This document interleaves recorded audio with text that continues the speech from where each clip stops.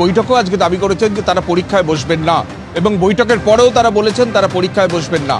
কিন্তু সুপ্রিম কোর্টের নির্দেশ অনুযায়ী 31 মে অর্থাৎ তার 5 দিনের মধ্যে পরীক্ষার নোটিফিকেশন জারি করতে হবে স্কুল সার্ভিস কমিশন। তো বন্ধুরা, ইতিমধ্যেই আপনারা দেখেছেন যে আজকে 6 প্রতিনিধি সদস্য আজকে কিন্তু বিকাশ ভবনে সচিবের সঙ্গে দেখা করতে গিয়েছিল এবং সেক্ষেত্রে তারা পরিষ্কার করে দিয়েছে যে তারা কোনো রকম ভাবেই পরীক্ষায় অংশগ্রহণ করতে রাজি নয়। এবং আরো কি আপডেট আজকে উঠে আসছে বিষয়টি নিয়ে আমরা চলুন এই ভিডিওর মাধ্যমে জানার চেষ্টা করবো। আর আপনাদের সকলকে অনুরোধ, ভিডিও প্রথম থেকে শেষ পর্যন্ত দেখুন এবং ভালো লাগলে অবশ্যই লাইক করে দিতে ভুলবেন। তার আগে বলি বন্ধুরা, আপনারা যারা আমাদের চ্যানেলের সাথে যুক্ত আছেন তারা জানেনই এই চ্যানেলের প্রত্যেকটা ভিডিও কিন্তু দরকারি, তাই কেউ এখনো যদি আমাদের চ্যানেলটা সাবস্ক্রাইব করে না থাকেন তাহলে অবশ্যই আমাদের চ্যানেলটা সাবস্ক্রাইব করতে ভুলবেন না এবং পাশে থাকা বেল আইকনটি ক্লিক করে দেবেন যাতে নতুন আপডেট আসলে আপনার ফোনে পৌঁছে দিতে পারে। আমরা এই চ্যানেলে কিন্তু প্রত্যেকদিন নতুন নতুন লেটেস্ট আপডেট নিয়ে আসছি সরকারি এবং চাকরি রিলেটেড, তো তার জন্য অবশ্যই আমাদের চ্যানেলটা সাবস্ক্রাইব করে দেবেন এবং পাশে থাকা বেল আইকনটি ক্লিক করে অল নোটিফিকেশন করে দেবেন। বন্ধুরা, সরকার আশ্বস্ত করতে পারেনি, এবার আন্দোলন হবে দিল্লিমুখী। তো শিক্ষা দপ্তরের সঙ্গে বৈঠক করে জানিয়ে দিল চাকরিহারারা। তো চাকরিহারাদের যেটা বলা হচ্ছে, আন্দোলন এবার হবে দিল্লিমুখী। শিক্ষা দপ্তরের সঙ্গে বৈঠক শেষে সাংবাদিক বৈঠকে বললেন চাকরিহারা শিক্ষাকর্মীরা। আন্দোলনকারী তরফে প্রতিনিধি যিনি রয়েছেন হাবিবুল্লাহ, তিনি বলেছেন যে আমরা একাধিক দাবি নিয়ে গিয়েছিলাম আজকে, কিন্তু কিছুটা আশ্বস্ত হলেও আমরা সব প্রশ্নের উত্তর পাইনি, তাই এবার আন্দোলন হবে দিল্লিমুখী। তো সোমবার অর্থাৎ আজকে শিক্ষা সচিবের সঙ্গে বৈঠক করেছিল চাকরিহারাদের 6 জন প্রতিনিধি।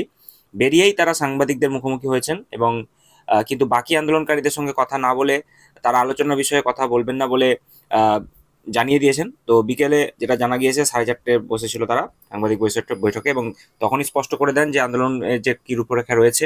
তো চাকরিহারা শিক্ষকদের প্রতিনিধি হাবিবুল্লাহ তার বক্তব্য, এরপর থেকে আন্দোলনের অভিমুখ হবে দিল্লিমুখী। আর বাংলার মধ্যে সীমাবদ্ধ থাকবে না।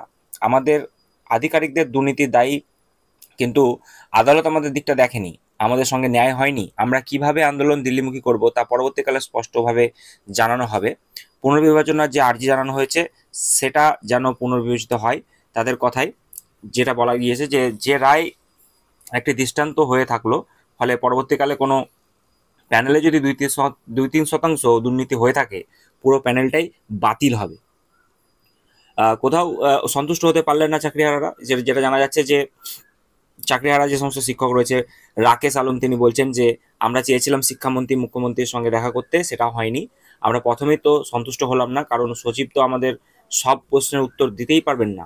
আমাদের সব প্রশ্নের উত্তর আমরা পাইনি, যারা দিতে পারবেন তাদেরই সাক্ষাৎ আমরা চাইছি। সম্মিলিতভাবে চাকরিহারারা স্পষ্ট করেছেন তারা কোনোভাবেই পরীক্ষায় বসবেন না, এটাই তাদের আলোচনার মূল বক্তব্য ছিল। তো আপনাদেরকে জানিয়ে রাখি, আপনারা জানেন যে 31 মের মধ্যে নোটিফিকেশন বা বিজ্ঞপ্তি প্রকাশের যে ব্যাপারটা নিয়ে শিক্ষামন্ত্রীকে জিজ্ঞাসা করা হলে তিনি কিন্তু বিষয়টি স্পষ্ট করে জানিয়ে দিয়েছেন যে যারা পরীক্ষা দিতে অপ্রস্তুত বা এই নিয়ে আলোচনা করছেন, তো তাদেরকে তিনি আশ্বস্ত করেছেন যে তারা তাদেরকে পরীক্ষার ব্যাপারটা নিয়ে তারা আইনি লড়াই যতদূর যেতে পারবেন তারা কিন্তু যেতে চাইছেন। এবং বিজ্ঞপ্তির ব্যাপারটা নিয়ে প্রশ্ন করা হলে শিক্ষামন্ত্রী ব্রাত্য বসু তিনি কিন্তু বলেছেন যে সেটা যিনি আমাদের কমিশন রয়েছে তারা ডিসাইড করবে, সে বিষয়টা তিনি কিন্তু তাই জানিয়েছেন। তো আর হাতে মাত্র কয়েকটা দিন সময় রয়েছে, তার মধ্যে বিজ্ঞপ্তি আসার একটা প্রবল সম্ভাবনা, আপনারা সেটা জানেন। তো সেক্ষেত্রে প্রশ্নের উত্তরে চাকরিহারা রাকেশ আলম তিনি বলছেন যে ওনারা আমাদের কথা দিয়েছেন যে এই বিষয়ে আইনি পরামর্শ নেবেন, কিন্তু আশ্বস্ত করতে পারেননি। আমাদের দাবি একটাই, পরীক্ষা দেব না, হয় আমাদের নামে দুর্নীতি প্রমাণ করতে হবে, তারপর ওই পরীক্ষায় বসবো, অথবা আমরা যোগ্যতা মানে যে পরীক্ষা নতুন করে কিন্তু দেব না, এই কথাই কিন্তু তারা বারবার বলছেন।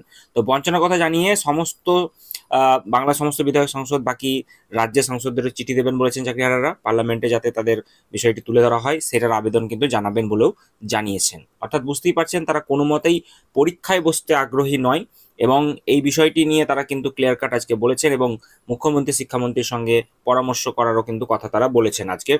এবং তারা যে বিষয়টি বারবার বলতে চাইছেন যে তারা সন্তুষ্ট নয় এবং অনেক প্রশ্নের উত্তর নাকি দিতে পারেনি সচিব। তো সেই বিষয়টি নিয়ে তারা বলেছেন যে আমরা আন্দোলন আগামী দিনে দিল্লিমুখী করতে প্রস্তুত হচ্ছি এবং সেই দিল্লিমুখী আন্দোলনে কি হচ্ছে আগামী দিনে আপডেট অবশ্যই আপনাদেরকে জানাবো। এবং আগামী কয়েকদিনের মধ্যেই নোটিফিকেশন আসার যে একটা সম্ভাবনা সেটা কিন্তু এখনো পর্যন্ত প্রবল হয়ে উঠেছে, কারণ শিক্ষামন্ত্রী তিনি বলেই দিয়েছেন যে বিষয়টি নিয়ে কমিশনের উপর দায়িত্ব দিয়েছে এবং কমিশন তো আপনারা জানেন যে তারা তড়িঘড়ি বিষয়টি নিয়ে অনেকদিন থেকে লেগে আছে এবং 31 মের আগে নোটিফিকেশন বা বিজ্ঞপ্তি সেটা কিন্তু প্রকাশ হওয়ার একটা সম্ভাবনা তৈরি হচ্ছে। তো কি আপডেট আসছে আগামী দিনে অবশ্যই আমি আপনাদের সঙ্গে শেয়ার করবো, তাই চ্যানেলটি সাবস্ক্রাইব করে পাশে থাকা বেল বাটনে ক্লিক করে দিতে ভুলবেন না।